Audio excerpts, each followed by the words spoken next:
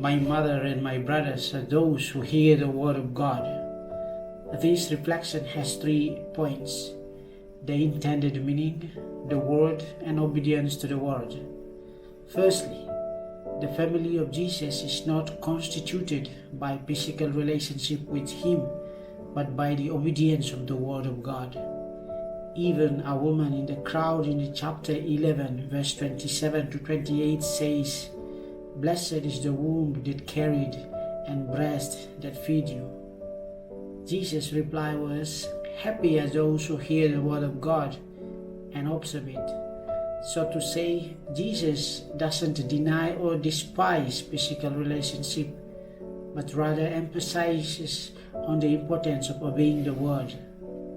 Secondly, Jesus understood very well that the people knew what was written in the law, but they did not understand that what was written is about Him.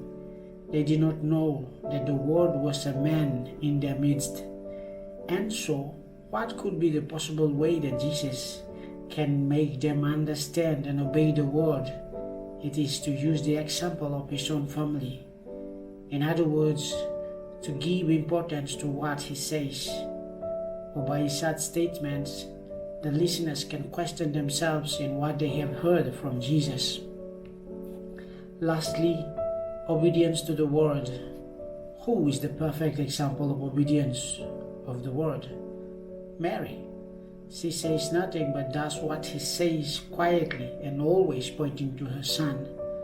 Mary's role in the life of Jesus and even after the death and resurrection continues to be an example of a true disciple of Christ in perfect obedience. Mary, as one like us, shows us that there is a possibility in total obedience to her Son.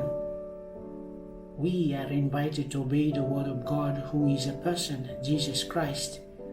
We can only obey through the experiences and testimonies of others, in this case, Mary, the mother who understands her Son so well.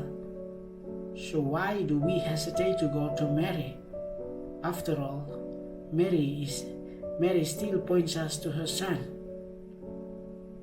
May God bless us all.